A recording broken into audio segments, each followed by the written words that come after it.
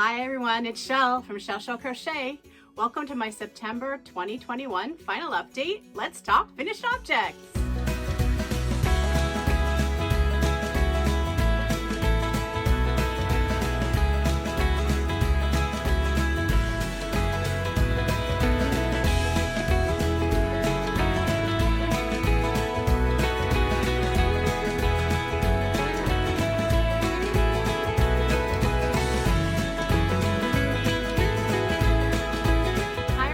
Shell, welcome back. How are you today? I hope you're all doing well. Thanks for being here and welcome to all the new people. I see there's been a bunch in the last couple of weeks. So please take a minute and leave me a comment below so I get to know who you are. And please let me know if you came from another podcaster's channel. That would be great to know because I'd like to thank them. Anyway, let's get on with it. It is time to talk about my year-long make-along that I am doing using two of my friends. Seta from Seta's Place's Calendar Cal. I'm using the calendar. I'm not making the cowls. I'm doing a blanket. And the blanket is the Mighty Mile a Minute from Jayda and Stitches. So we are finished with September. October is right around the corner, but I always like to show this at the end of the month. And here we go. I'll pop up a picture here. You can see just what the strip started looking like when I was first making it on its own, along with the calendar, so you can see the colors. And it is a variegated yarn held double with a fingering weight yarn, pretty much a 3 and a 1 held together, so that I could get that terracotta in there with a lot of some blues and beiges and creams. It is very busy, this one, but that's okay. I think it still goes all right with the picture. And the stitch was kind of fun. The stitch does show a lot better with a regular worsted yarn in a solid color. It's a neat little stitch and happy to have learned how to do that one. So we only have October, November, and December to go. Here's how the blanket is looking. So it's going to be kind of narrow, but I don't mind putting some extra side panels on here of just some shells, some shell borders. So it's going to be fun to have this to look back on as my 2021 stitch sampler blanket. There were still some dishcloths in the month of September. I had shown a bunch earlier, so here's a couple more. This is the last little bit of a Bernat Handicrafter that I'm not so sure is still available. And there's another one. So this one is just a granny square with a single crochet border. And this one is corner to corner. And for this one, I did that pattern with the corner to corner where you just chain up 5 and you do 2 double crochets and 1 half double crochet. And then you chain 2 double crochets, 1 half double crochet. It just makes the stitches pop out a little bit more, gives it a more dense fabric. So those are 2 more dishcloths. And then I had this one single skein that I believe I got from Crystal. It's from Hobby Lobby and it is a acrylic cotton blend, but it's pretty cotton feeling, let's just say. Very, very bright and cheery and rainbowy. It was neat how it kind of pooled in that one section. And this is just lemon peel stitch. So double crochet, single crochet, double crochet, single crochet. And you're doing the opposite in the stitch in the row below. And yeah, so for my dishcloths, I typically use anywhere between a 5.5 and a 4.5 millimeter hook, depending on the yarn. I just see how I'm liking the stitch working up and I choose my hook accordingly. So when I was first pulling out this yarn, I had one of these little guys in mind. Another octo. Yeah, so this one I did on my own. I really wanted to put a little smiley face on her, but I never could figure out how I liked it. So for now, she just has eyes. And yeah, the yarn worked out pretty well for an octo as well. And you guys have heard me talk about the octos lots of time, and Rel's channel is always linked in the description box, and this time her video for the octo will be as well. And lastly, on the dishcloth front, I dug into some of this cotton that Crystal had given me. I had never seen or used it before, and it is a Lion Brand cotton blend, and it's twisted cotton blend. It is a 5 bulky 100-gram cake, 3.5 ounces, and it's 90 meters, 98 yards, and they are recommending a 6.5 millimeter hook. I actually used a 7 for what I'm about to show you, and you can even see in the camera there, this is not like an even yarn, but it's also not, it doesn't come unspun. It stays nice and nicely together as you work it. It's got some stretch to it, so there's a bunch of these. So what I'm thinking of next spring is making a market bag with them, because it's such a bright and cheerful color for getting into the spring. And I think this yarn will work up well as a market bag. So in the meantime, I tried these. Just some scrubby type cloths. I didn't want to make them full size because they are super thick, and I think the texture works really well as a scrubby. So I made 4 of them out of 1 cake, and there's just a very tiny little bit left over, so it does go a ways. I used a 7mm hook with these, and it's just 4 rounds of granny stitch with 1 round of single crochet. So some scrubbies there. I haven't shown these in a little while, but I did continue to make a few more of these Swiffer covers using the Bernat blanket yarn. I've done them in the regular blanket. This is actually a little bit of that pet yarn I had left, which was considered a 5 instead of a 6. And I think that's plenty thick enough, but also I wouldn't go out of my way to get a thinner blanket yarn for these. I would just use what I had on hand, and they just work a lot better than just cotton does. They just hold a lot more, and they work up really fast in comparison, so why not? And yeah, so I just had forgotten to mention the last time, but there's been about 3 or 4 more of these over the last few weeks. So last time I was talking a bit about wanting to get through some skeins that I know I only have 1 or 2 of, and also the type of yarn that I'm not necessarily going to run into to be able to pick it up again very easily. It's fun yarn, a lot of it's gifted yarn, and it's the time of year that it's fun to work these types of things up. And because I've had some larger projects on the go lately, it's been nice to have things that I can get done in sort of one sitting. So if I was working on my mom's sweater during the day, at night I could still feel like I could finish a hat or a cowl or something. So this is the Premier Mega Brushed Chunky, I believe. I just wanted to look for the label to make sure I said the right name, and there it is. So I had 2 of these thanks to Crystal. This came in my birthday box from Aberdeen's, and I think it was part of the mystery part of the box. And I guess I'll tell you about the yarn. So this is considered a 5 bulky. It is recommending an 8mm hook, and I believe I did use an 8mm hook on these. And it is 100% acrylic, and we're getting 100 meters, which is 100 grams in each of these, and I had 2 of these ones. So the hat, first of all, this is just a regular double crochet beanie in the spiral. So for this, I had followed originally a tutorial from Mikey at the Crochet Crowd. Just on the start of the crown, start in a single, go to a half double, go to a double, and then you're in the spiral. And then I stay in the spiral all the way till I get to the bottom, and I go reverse. So I'll do a half double and then a single, slip stitch, and then be able to do the double crochets again for a ribbed border using front post and back post stitches. That's how I like to do simple hats that I don't want to be yarn eaters. And this one, because it's for a child, I want to make it extra long so that they had time to grow into it, and also be able to just turn it up if it's if need be, right?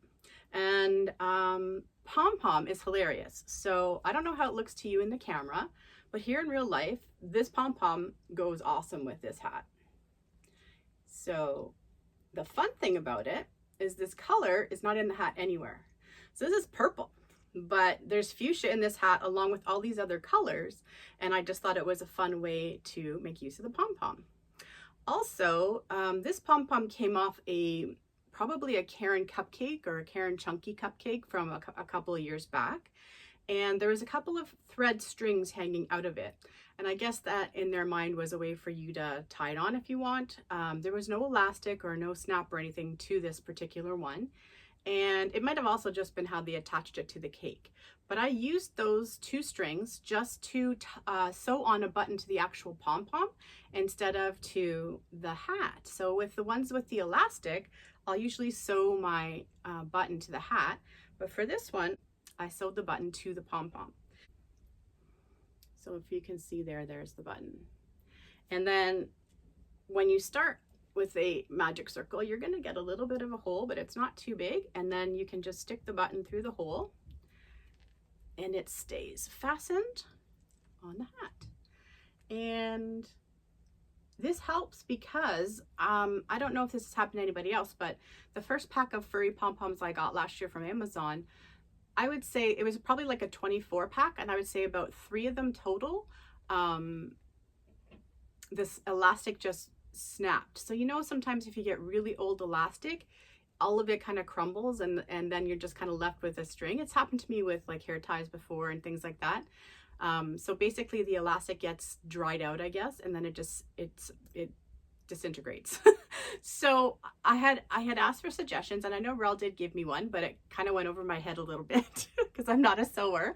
But then I thought, well, what if I just tried this? So on one of the ones that broke, that I've since used, I think on another hat, I did that. So I stitched into the little bit of elastic and whatever else I could grab at the base of that pom-pom, and I just sewed the button to the pom-pom. So now if that does happen, there's a way to still use the pom-pom. So anyway, hat. And then the second one, so I always make, if I have a limited amount of yarn, I always make my hats first, because then I know exactly how much I have left to make whatever can go with.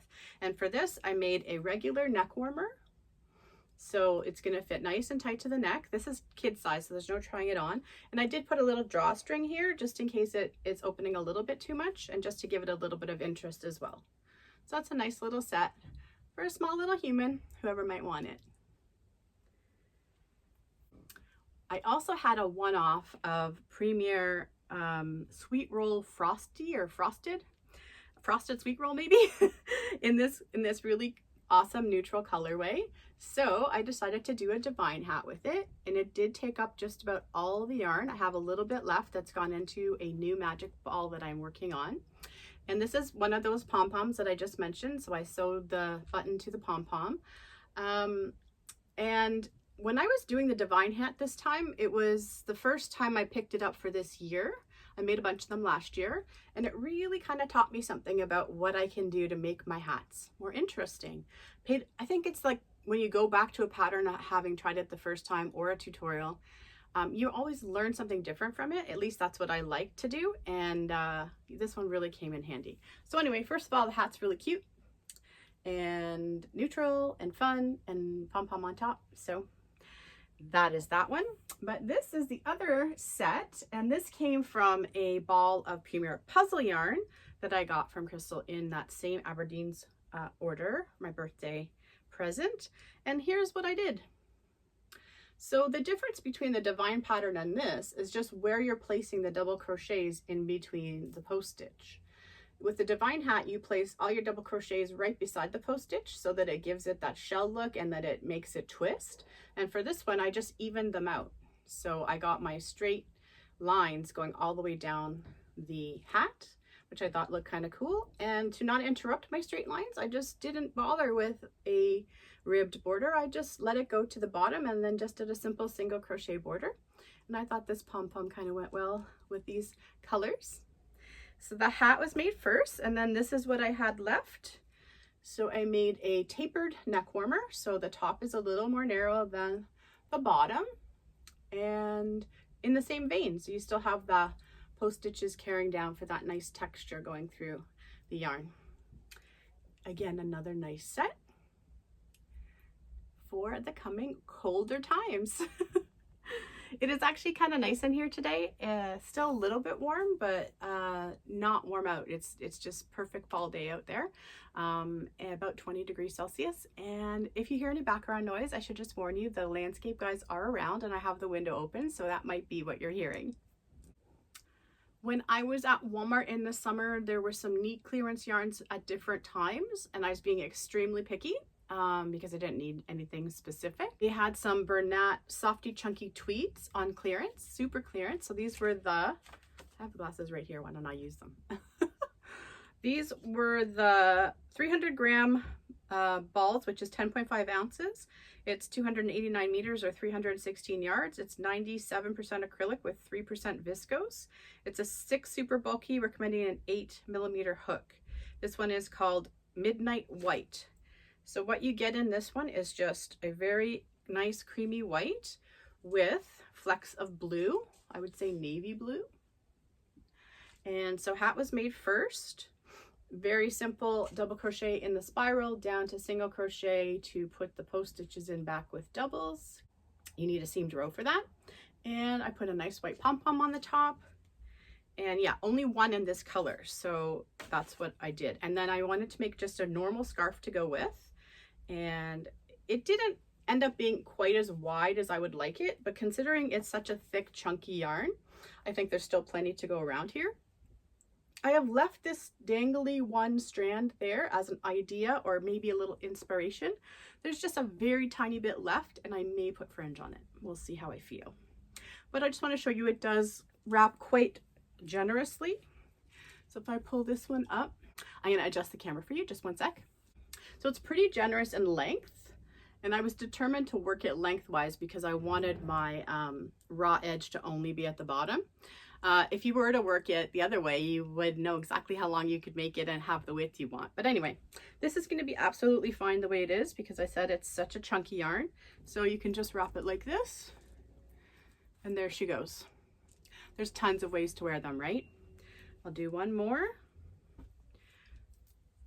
I would choose with this one not to try to go twice. So I bring this side up a little bit and just go once here and have it like that. And this one has not been in the dryer yet, so it will be more cooperative and more drapey once it has been. Anyway, I think that's going to be a great set for the cold months. This was the real score at Walmart though. I got a whole bunch of them in this black. So I'm actually going to just make a throw because there's enough of them. So it's always good to have a neutral throw, right? And I'll be able to use a huge hook and we'll see. And if I have any left over after I'm done the blanket, I will see about doing another hat and scarf set with it. But for $3, who can go wrong with $3 for that much yarn? Score! And some Premier Sweet rolls. I had 3 of these and I had been eyeing these since last year and I didn't know what they wanted to be. And now they're a hat and scarf. And this is the colorway Frosty Swirl. So this yarn is 4 medium, 5 ounces, 140 grams, 245 yards, 224 meters, and it's recommending a 5.5 crochet hook. I used a 6mm for the hat, like the pattern recommends, Divine Hat again.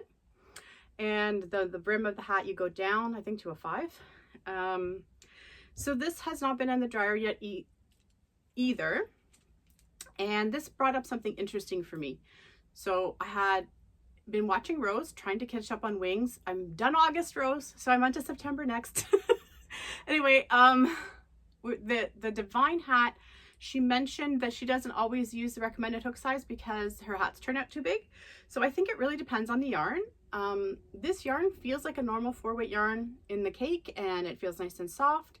It works up kind of tight, which is interesting. But it's beautiful and I'm sure it will relax a little bit after I throw it in the dryer. The pom-pom was cool, so I got some new pom-poms this week, so I have a lot of color options. And I think that a good scarf pattern to go with a Divine Hat, like not the cowl, because you can do the same thing for the cowl if you want, right? But if you want a straight scarf, I think a good one to do is just corner to corner because the texture is similar. But you're not going to have the post stitches, right? So I did the hat first, like I said, to make sure I knew how much yarn I was going to have left. And then I have this corner to corner scarf that is fairly generous and all the way back down to there. We just did the whole camera thing, so I'm not going to do that again, but suffice it to say, those will go very well together. And I learned something. So it was obvious to me, even from the beginning of making the hat, that there was going to be less of this dark teal than the rest. And I was playing around with in my mind about how to still make the scarf kind of look good pattern wise, knowing that. And I did okay. I fought with this scarf a little bit, pulling it in and out. And there are some sections where I have kind of reversed my colors and things like that. But what dawned on me, especially for corner to corner for cakes like that, is all I needed to do really was make my stripes of the darker teal smaller than the rest of them. And then I would have had more to go around. I would have been able to bring it back in as it did in the cake. I didn't really want to color control this at first, but I knew it was going to drive me crazy if like the mint green ended in the middle of the row and then the other color came in. So I ended up color controlling. And so the scarf kind of decided itself in the beginning. So this whole part here was just how it came out of the cake. until we get to about there is when I had to start playing around a little bit. But at the end of the day, it worked out well, and I think they go together well. So it was nice to get, there's 3 of those, so that's out of my yarnscape as well. There are a couple of little people that I really enjoy getting to chat with from time to time. They may or may not know who they are. Their mother does, who she's probably watching. At any rate, one of them has requested purple and the other one has requested gray. And I'm going to do 2 hats each, and they're going to get these kind of closer to Christmas time. But I did their chunky hats this week, so I wanted one hat to be super warm, and then I'm gonna do divine hats for them in sparkly yarn with pom-poms next round. So this is some homespun, and I think it is gemstone stripes held double with a solid mill end of just purple. And so even in the camera for me here, it's picking up a lot more of the homespun, but when you look at it in person, the purple really pops out. So hopefully Miss Purple will be happy with that. And then for Miss Gray, I got this Bernat yarn on clearance. I'm gonna have to put the name at the bottom of the screen because it's escaping me right now. But I held it double with Bernat Premium in a variegated, just gray variegated, I think it's called. So it is very similar to homespun. And then you have the gray variegated going in. So it's kind of neat because you don't super see, there's like a charcoal gray and then a regular gray and then that white that's popping through. And the hat is really 2 tones of gray. It's showing a little different on camera to me. I'm not sure how it's going to show for you, but there we go. So we have a pair of super warm hats for winter. And this led me to another conversation about hats we were having, about gauge and hats turning out too big and things like that. Several years ago, I made a couple of Jayda and Stitch's summer hats, and it was the one part of hat patterns in her tutorial where she was measuring the circumference of the actual circle you start with. And because of that, I've always had the number 7 in my mind, 7 inches, as sort of a jumping off point for whether a hat's going to fit someone or not. And there's a whole thing in that tutorial about how to get these summer hats to fit properly, so I will link that tutorial in the description box of this video. But the application for winter hats is a good one because my head is really big. So if I based my winter hats off of my head, they wouldn't fit many other people. So it's just helpful because I like to work with a variety of different yarns, a variety of different hook sizes, and having that magic 7 in there helps me get hats to be a good standard size for people with smaller heads. And one of my girlfriends who gets a lot of things from me, these hats would fit her just fine. Kids' heads are not that much smaller than adult heads. So it's interesting to have both like a regular hat chart to go by, which is going to give you your depth this way as well, and your circumference measure. But that crown measurement is a good one to have just for the flat part, the circle part while you're increasing. It really helps me a lot. So I just thought maybe that would be worth sharing. And it helps be able to use whatever hook size you want because you're just working to a certain measurement, right? So that helps with playing with yarn, which I like to play with yarn. So we're going to make it through an entire podcast without me talking about a blanket, which is almost a miracle. In a good way, because I needed a little bit of a break. I do have a blanket that's going on my hook right at the beginning of October. And I also have a sweater that has to go on my hook, even though I just finished one, which we're going to talk about last, which is right after this next thing.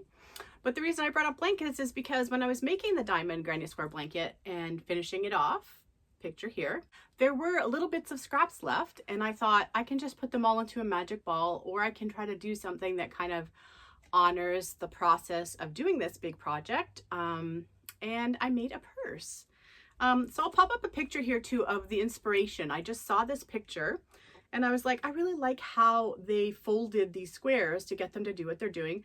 Obviously in this picture, you're seeing really fancy, nice looking squares that would really complement solid yarn, which they did, and that's awesome. Well, what I did is I just made myself 3 large granny squares because that's how much yarn I had left to be able to make that size. Then I made tiny ones and then I sewed it all together using black. So here we go. Purse. And I had this strap already. I had bought this strap to be able to use it on other bags that didn't necessarily have crossbody straps. So it's going to work great for this one. And yeah, all of the leftovers from my Diamond Granny are in here in terms of the color. The black is just regular black that I got from the Tangled bags from Cambridge Fibers. And what I would like to do with this next is line it. So I've never lined a bag before, and I know a couple people have tutorials on that, so I'm going to be looking those up. And it's not going to be like a rush or anything like that. It'll be when I feel like it and when I get to it. But I was really happy with how that turned out. So a purse. It'll be nice to have that to remember the blanket with and stuff like that. The last thing is the sweater, and I'm going to take a minute here and let you watch a small clip I inserted while I get the sweater. Hey everyone, just a little short clip to show you what I've been doing lately when making sweaters for other people.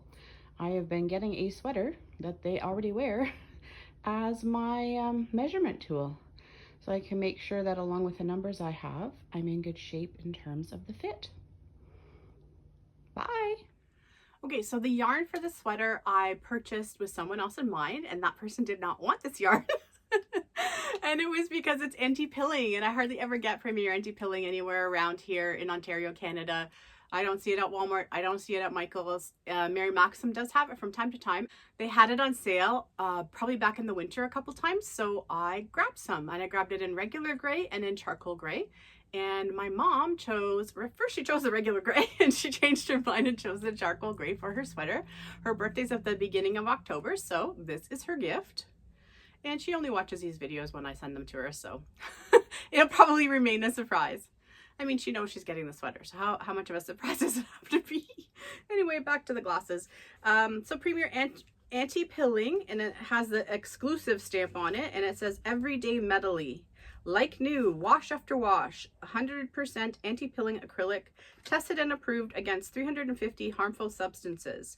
And then it is 100 grams, 3.5 ounces, 200 meters, 219 yards, 4 weight, medium 4 weight. And the recommended hook size for them is a 4.5 millimeter. It's kind of small to me. The sweater is made with a 6 millimeter for drape, of course.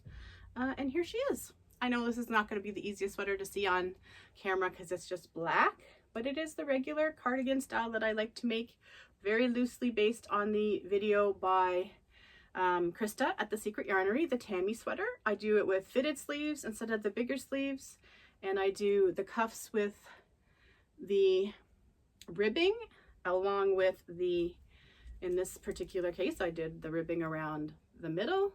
And I also did ribbing at the bottom. Either way with the ribbing at the bottom, because in a solid, you can do it no problem. If you're doing a self-striping yarn, you probably wouldn't want your ribbing at the bottom because it would interrupt your colors. And I did go back and have a look at Krista's video this time just to see if there's any other tips I could gain from doing that. And of course I did. And there she is. So you can still see the other sweater sitting beside me. And as I mentioned in the clip that I inserted, that is my best way to do measurements now. So yes, I get the numbers from whoever it's for, but I love having an article of their clothing that they like the way it fits to use as I'm working with it. So if it's possible, it's just a great tip. Super soft, hasn't been in the dryer yet. It will go in the dryer for a couple minutes just to loosen it up. And hopefully she'll be able to wash this a ton and it will stay in true form the way the label says it will.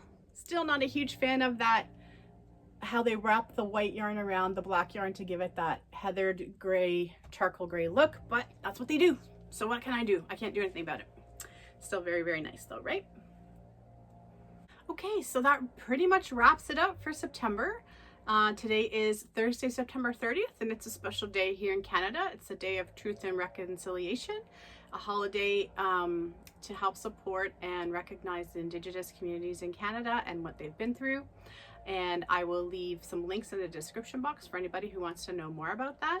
But we wear orange to honor and celebrate this day. Thanks for spending this time with me, everybody. I will be back in a couple of weeks with an update. And there's going to be some bigger projects in the month of October, so there may not be as many of the littles, but I'm still really happy to be doing some cozy, smaller projects, and we'll see what the rest of the fall brings. Thank you again for hanging out with me today. Have a great day and happy crochet. Bye, everybody.